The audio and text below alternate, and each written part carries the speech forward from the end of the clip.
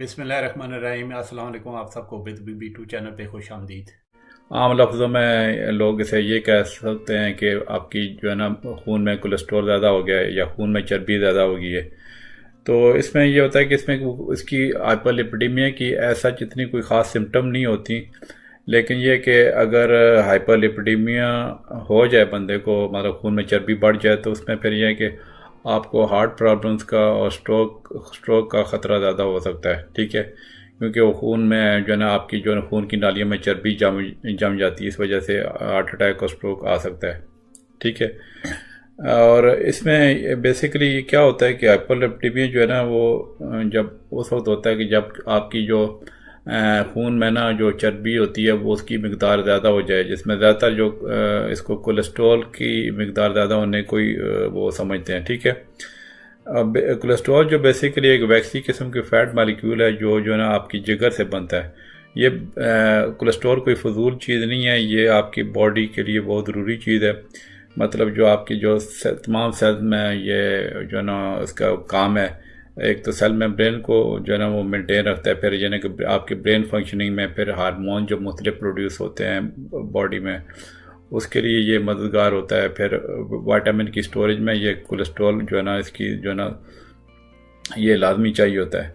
तो इसमें फिर ये ना कि इसको जो कैरी करने के लिए जो है ना दो किस्म के जो है ना वो प्रोटीन होते हैं जो इसको ब्लड में कैरी करते हैं, जिनको लिपोप्रोटीन कहते हैं। उसमें एक जो है ना लो डेंसिटी लिपोप्रोटीन यानी जिसको एलडीएल कहते हैं, और एलडीएल जो है ना आपने पहले सुना ही होगा मेरी पिछली वीडियो में कि एलडीएल बैड कोलेस्ट्रॉल होता है, और फिर एक दूसरा कोलेस्ट्रॉल होता है जिसको एचडीएल कहते हैं। एचडीएल जो ना हाई डेंसिटी लिपोप्रोटीन जो ना ये इसको गुड कोलेस्ट्रॉल भी कहते हैं। ठीक है, एलडीएल जो है ना ज़्यादा इसके जो नुकसानात होते हैं आपकी सेहत के लिए, और जो एचडीएल बेसिकली जो एलडीएल के नुकसानात से बचाता है। क्योंकि ये इस तरह होता है कि जो है ना आपकी जो जो एलडीएल आपके ब्लड में वो ज़्यादा जब जमा होता है तो एचडीएल उसको वापस लिवर में ले जाता है, और लिवर फिर बाइल के जरिए उसको एक्सक्रीट करता है।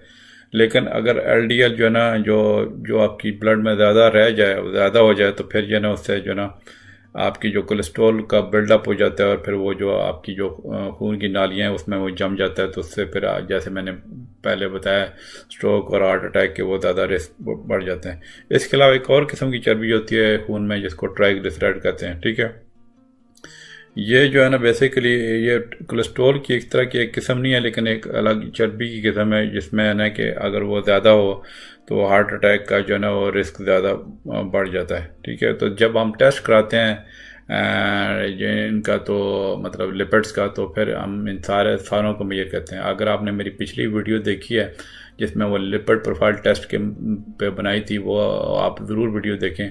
उसमें मैंने बताया है कि इन टेस्ट में, उस टेस्ट में ना ये चारों चीज़ें चेक करते हैं, मतलब टोटल कोलेस्ट्रॉल चेक करते हैं, एलडीएल चेक करते हैं, एचडीएल, और फिर ट्राइग्लिसराइड का लेवल भी चेक करते हैं। ठीक है, तो फिर इसके जो मैंने उसमें उसी वीडियो में बताया था, मैं दोबारा थोड़ा रिपीट कर देता हूँ कि जो इनका जो नॉर्मल लेवल्स जो हैं वो ये हैं कि जो आपका जो ओवरऑल कोलेस्ट्रॉल है वो 200 मिलीग्राम पर डेसीलीटर से कम होना चाहिए।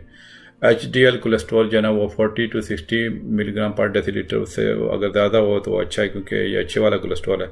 फिर एलडीएल जो बुरे वाला कोलेस्ट्रॉल है वो जो है ना वो भी मतलब 70 to 130 उसका एक तरह का नॉर्मल वो लेवल है, तो जितना कम हो तो उतना अच्छा है। ठीक है, फिर इसी तरह जो ट्राइग्लिसराइड होते हैं वो भी अगर 150 मिलीग्राम से जो ना वो जो ना कम हो, ठीक है, तो वो ज़्यादा अच्छा होता है। ठीक है, अब इसकी मैं थोड़ी सिम्टम बताता हूँ। सिम्टम जो ना अगर हाइपरलिपिडेमिया हो जाए, मतलब जिसम में चर्बी ज़्यादा हो जाए, तो उसकी कोई ख़ास सिम्टम नहीं होती, लेकिन यह कि जो एक कुछ लोगों में जो ना वो ये ख़ानदानी बीमारी होती है जिसको हम फैमिलियल हाइपरलिपिडेमिया कहते हैं, तो उसमें फिर सिम्टम हो सकती हैं। उसमें ये होता है कि आपकी जो ना चूँकि वो यंग मतलब जो ना उन वो ये होता है कि उसमें फैमिली चूँकि हिस्ट्री होती है, और वो ऐसे लोग चाहे वो वैसे मतलब पतले भी होते हैं तो फिर भी उनको ये कोलेस्ट्रॉल उनके जिस्म में ज़्यादा बनता है। तो उनको जो है ना कभी कभी मतलब जो ना आपकी जो उनकी आइज़ के इर्द गिर्द जो ना वो येलो किस्म की फैटी ग्रोथ आ जाती हैं या जॉइंट्स पे। ठीक है, तो आमतौर पे ये जो हाइपरलिपिडेमिया रूटीन कोई ब्लड टेस्ट अगर करवाए, तो मतलब मिसाल के तौर पे किसी बंदे को कोई कार्डियक प्रॉब्लम है तो रूटीन टेस्ट वगैरह पे तो आमतौर पे ये डिटेक्ट हो जाता है, या स्ट्रोक की प्रॉब्लम हो तो, ठीक है। तो वैसे तो इसकी स्क्रीनिंग करानी चाहिए, जो है ना मैं पिछली वीडियो में बता चुका हूँ। वह यह कि ज़ाहिर है जब ज़्यादा चर्बी खून में जम जाएगी तो एथेरोस्क्लेरोसिस हो जाएगा, यानी आपके जो खून की नाली में जब चर्बी जम जाएगी तो वो प्लाक्स की सूरत में इकट्ठी हो जाती है। तो फिर अगर वो प्लाक ब्रेक हो जाए तो वो मतलब जो ना फिर आपके अगर लट से कि खून जो आपकी हार्ट की नालियाँ खून सप्लाई करने उसमें अगर चला जाए तो हार्ट अटैक का रिस्क हो जाएगा, मतलब हार्ट अटैक हो सकता है। और फिर इस तरह ब्रेन की उसमें नालियों में चला जाए तो फिर स्ट्रोक हो जाएगा। अब मैं इसकी जो है थोड़ी आपको प्रिवेंशन बताता हूँ। प्रिवेंशन में कि इसमें लाइफस्टाइल और डाइटरी ऑप्शन है जो बहुत इंपॉर्टेंट है, ठीक है। जो ये आप नोट कर लें, ये बड़ी इंपॉर्टेंट मैं चीज़ें बताने लगा हूँ। उसमें यह कि एक तो ज़रा आप हेल्दी डाइट रखें, फिर यानी कि रेगुलर एक्सरसाइज करें, और जो है लोग स्मोकिंग करते हैं वो बिल्कुल उससे परहेज करें, और फिर अपने बॉडी वेट को जो है ना हेल्दी रखें। तो डाइट में ये होता है कि जो हेल्दी डाइट में सबसे जो इम्पोर्टेंट चीज़ है कि जो सैचुरेटेड फैट्स हैं, सैचुरेटेड फैट्स जो होते हैं ना वो आमतौर पे जो गोश्त जो बड़ा होता है ना उसमें ज़्यादा पाए जाते हैं, या फिर फुल क्रीम जो डेयरी प्रोडक्ट्स होते हैं, तो वो सैचुरेटेड फैट्स उसमें वो जो है ना उससे परहेज करें, ठीक है। मतलब गोश्त अगर खाना है तो फिश और चिकन इस्तेमाल करें, वो अच्छा है। फिर ट्रांस फैट्स जो होते हैं ना उससे भी परहेज करें। ट्रांस फैट्स जो है ना ज़्यादातर ये फास्ट फूड वगैरह में ये होते हैं, प्रोसेस्ड जो मील्स होती हैं, तो वो जो है ना उससे वो परहेज करें, ठीक है। तो फिर ज़ाहिर है जो आपकी जो डाइट में अगर फ्रूट्स वगैरह ज़्यादा हैं, वेजिटेबल्स हैं, मतलब फाइबर की क्वांटिटी ज़्यादा है, ठीक है, पानी आप ज़्यादा पीते हैं या होल ग्रेन फूड लेते हैं तो वो आपके लिए अच्छे हैं। फिर जो है इसका फिर ये है कि जो हाई कार्बोहाइड्रेट फूड होते हैं, मतलब जो शुगरी फूड होते हैं, प्रोसेस फूड होते हैं, या सॉफ्ट ड्रिंक्स वगैरह इस तरह के, ये जो है ना ये भी आपको इससे परहेज करना चाहिए, ठीक है। और जो इसमें फिर ये चीज़ ये नहीं कि जो हेल्दी फैट्स हैं, मतलब जो है ना जो आपकी LDL लेवल को कम करते हैं वो आप बेहतर यूज़ करें। मतलब हेल्दी फैट्स जैसे आप खाने में जो आप कुकिंग ऑयल इस्तेमाल करते हैं तो जो ऑलिव ऑयल इस्तेमाल करें तो वो जो है वो ज़्यादा अच्छा है। ये बेसिकली जो हेल्दी फैट्स होते हैं, मतलब ये बेसिकली फ़िश में होते हैं, नट्स में होते हैं, इसलिए मैंने बोला कि फ़िश का इस्तेमाल करें। इनमें ये मानो अनसैचुरेटेड फैट्स होते हैं, ये हेल्दी फैट्स होते हैं, तो ये जो है ना हेल्दी फैट्स आपके उसके जो LDL को वो कम करते हैं, ठीक है। मतलब ये कि फ़ैट्स सारे ख़राब नहीं होते, जो मानो अनसैचुरेटेड फैट्स हैं ना वो आपके लिए वो हेल्दी फैट्स हैं। फिर यह कि आप अपना वेट को कंट्रोल करें। जितना आप वेट को रिड्यूस मतलब कम करेंगे, अगर ओबीस हैं आप तो उस पर जो है ना आपका LDL लेवल कम हो जाएगा और ट्राइग्लिसराइड का लेवल कम हो जाएगा। ओबेसिटी पे भी मैंने अच्छी वो एक वीडियो बनाई हुई है, वो इस चैनल पे मौजूद है, वो ज़रूर देखिएगा। ओबेसिटी बताते खुद एक बीमारी है। फिर ये है कि जो सुस्ती लोग करते हैं, जो फिज़िकली इनएक्टिव होते हैं, जो मतलब एक्सरसाइज नहीं करते, तो वो जो है ना उनके लिए ये ज़्यादा रिस्क हो सकता है। तो जो मतलब इसमें ज़ाहिर है जो लोग एक्टिव रहते हैं तो उन खून का दौरा बॉडी में सही करेगा, तो वो ज़्यादा जो ना उनको ज़्यादा कोलेस्ट्रॉल की प्रॉब्लम नहीं होगी। तो उसमें हम रिकमेंड करते हैं कि कम अज़ कम जो है ना, अगर लेट से कोई और भी एक्सरसाइज नहीं करते तो अगर आप ब्रिस्क वॉक करें most days of the week, मतलब ये कि 5 दिन कम अज़ कम अगर आप वॉक करें कम अज़ कम आधा पौना घंटा, तो वो आपके लिए अच्छा है, ठीक है, डेली। मतलब 150 मिनट कम अज़ कम पर वीक इस आप ब्रिस्क वॉक करें अगर और कोई एक्सरसाइज नहीं करते हैं।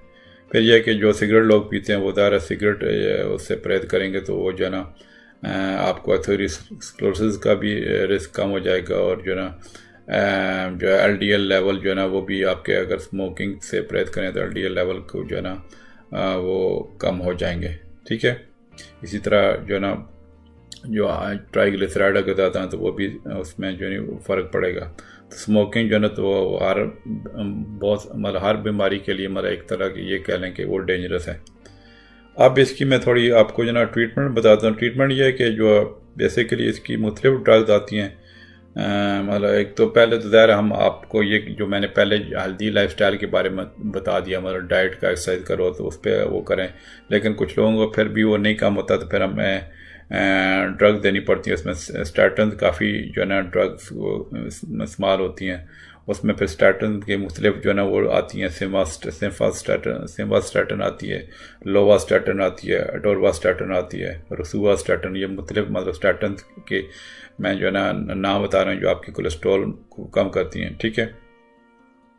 मतलब जो है ना कि आपकी जो लिवर में जब कोलेस्ट्रॉल बनने को उसको कम करती हैं। स्टैटन के थोड़े बहुत साइड इफेक्ट होते हैं, जैसे मसल पेन हो सकता है, ठीक है। आमतौर पे मसल पेन बड़ा हार्मलेस होता है, लेकिन रेयर केस में जो है ना स्टैटन जो है थोड़ा मसल डैमेज और ब्रेक डाउन कर सकते हैं। फिर यह कि जो लेट से कि अगर जो स्टैटन से भी नहीं कंट्रोल हो रहा हो तो स्टैटन की डोज बढ़ा सकते हैं। तो फिर इसके अलावा फिर और किस्म की नॉन स्टैटन मेडिकेशन आती हैं, जैसे इजीटिमाइब एक मेडिसिन है, फिर फाइब्रेट्स आती हैं, या नियासिन जो डिफरेंट और मेडिसिन आती हैं वो भी इस्तेमाल हो सकती हैं। मतलब जो है ये कोलेस्ट्रॉल की अब्जॉर्प्शन भी कम कर सकती हैं मतलब ये वाली मेडिसिन। इसके अलावा कोई नई गाइडलाइन है, इसमें एक वो ड्रग है PCSK9 इनहिबिटर जो ना, जिसका वो एक उसमें ड्रग आती है इवोलुकोमैब के नाम से, रिपैथा के नाम से आती है, ठीक है। तो ये वैसे एक्सपेंसिव होती हैं, लेकिन ये आपकी जो ना काफ़ी जो ना वो आपकी लिपिड लेवल जो ना उसको कंट्रोल कर सकती हैं और हार्ट के लिए भी वो अच्छी हो सकती हैं। तो इसका फिर डायग्नोसिस वैसे तो मैंने पिछली वीडियो में इसका बताया था, लेकिन थोड़ा सा मैं बता देता हूँ कि आमतौर पे 9 से 12 घंटे की फास्टिंग हम कहते हैं। मतलब लट से सुबह 9 बजे अगर आपने टेस्ट करना है तो रात 9 बजे के बाद आपने कुछ नहीं खाना, पानी आप पी सकते हैं, ठीक है। कॉजेज़ में जो है ना इसमें फिर ज़ाहिर एक तो आपकी पुअर डाइट और फिर जो है ना अगर लैक ऑफ एक्सरसाइज जो है ना वो कॉज हैं। फिर जेनेटिक फैक्टर्स भी हैं, ज़ाहिर अगर आपकी फैमिली हिस्ट्री है तो जेनेटिक फैक्टर्स उसमें ज़्यादा उसमें अहम रोल आ गए। फिर इसमें रिस्क फैक्टर हैं कि जो लोग ज़्यादा ड्रिंक करते हैं, अल्कोहल कंजम्पशन करते हैं, या फिर जो कुछ मेडिसिन ले रहे हैं जैसे हार्मोन या स्टीरॉयड की मेडिकेशन ले रहे हैं, उनका ये रिस्क फैक्टर है। या कोई और बीमारी मिसाल के तौर पर डायबिटिक्स हैं जो है ना, उनको कोलेस्ट्रॉल का ज़्यादा प्रॉब्लम हो सकता है। मेटाबॉलिक सिंड्रोम या कोई इसके अलावा किडनी की अगर लॉन्ग टर्म बीमारी लगी हुई है, या कुछ ख़वातीन को प्रीमेच्योर मेनोपॉज हो जाती है, या फिर जो है थायराइड अगर ग्लैंड उसका अंडर एक्टिव हो, हाइपोथायराइडिज्म हो, तो फिर भी आपको हाई लिपिड होते हैं। हाइपोथायराइडिज्म पे भी मैंने इसी चैनल पे एक वीडियो बड़ी ज़बरदस्त बनाई है, काफ़ी मालूमाती वीडियो, वो देख सकते हैं, मतलब जो है ना अंडर एक्टिव थायराइड का। फिर इसके अलावा जो है ना ज़ाहिर आपका लाइफस्टाइल अगर बिल्कुल सेडेंटरी है, मतलब आप बहुत सुस्त हैं, तो फिर आप इसका आपका हाई फैट हो सकते हैं आपकी ब्लड में, प्रेगनेंसी में भी हो सकते हैं। इसके अलावा ये ना कि जो है ना फिर ज़ाहिर जो फैमिलियल हाइपर लिपिडीमिया आता है, मतलब उसमें जेनेटिक रिस्क फैक्टर है, उसमें फिर आगे उसकी डिफरेंट टाइप्स आती हैं, उसकी मैं उसमें ज़्यादा डिटेल में जानने की ज़रूरत नहीं है, क्योंकि फिर आप कंफ्यूज हो जाएंगे, ठीक है। तो फैमिलियल मतलब उसमें फिर यह है कि जो फैमिलियल हाइपरलिपिडेमिया होता है फैमिली, तो उसमें आमतौर पे यंग एज में ही ना उसके जो है ना वो मतलब जो है ना आपके वो डेंजरस हो सकता है, हार्ट अटैक वगैरह और स्ट्रोक का रिस्क हो सकता है, ठीक है। तो इन समरी ये है कि ये बेसिकली हाइपरलिपिडेमिया आपके लिए हार्ट के लिए जो है ना, और आपके लिए मतलब जो है ना ये ख़तरनाक हो सकता है, स्ट्रोक का इसका रिस्क बढ़ जाता है, ठीक है। तो ये इसके लिए आप ज़्यादा से ज़्यादा जितनी एहतियात करें, अगर आपकी बॉडी में फैट लेवल लिपिड लेवल बढ़ गए हैं तो इसकी जो है ना वो आप ज़रूर स्क्रीनिंग करानी चाहिए। मेरे पिछली वीडियो में मैंने बता दिया कि किन एज ग्रुप में स्क्रीनिंग वो ज़रूरी होती है, ठीक है। आमतौर पे जो है ना मर्दों को अगर 35 साल की उम्र के बाद हर 5 साल बाद टेस्ट कराना चाहिए, और ख़वातीन को ना 45 साल की उम्र के बाद हर 5 साल में टेस्ट कराना चाहिए। लेकिन लेट से कि किसी को हार्ट की प्रॉब्लम लगी हुई है, डायबिटीज़ है, या जो है ना मिसाल के तौर पे कोलेस्ट्रॉल की अपनी प्रॉब्लम है, या स्ट्रोक की प्रॉब्लम हुई है, तो उनको फिर हर साल इनका टेस्ट करवाना चाहिए। तो उम्मीद है आपको ये वीडियो पसंद आई होगी। अगर आपके इस बारे में कोई क्वेश्चन है तो ज़रूर कमेंट में लिखिएगा। चलें ठीक है, इंशाल्लाह मिलते हैं अगली वीडियो में। ओके जी, अल्लाह हाफिज़।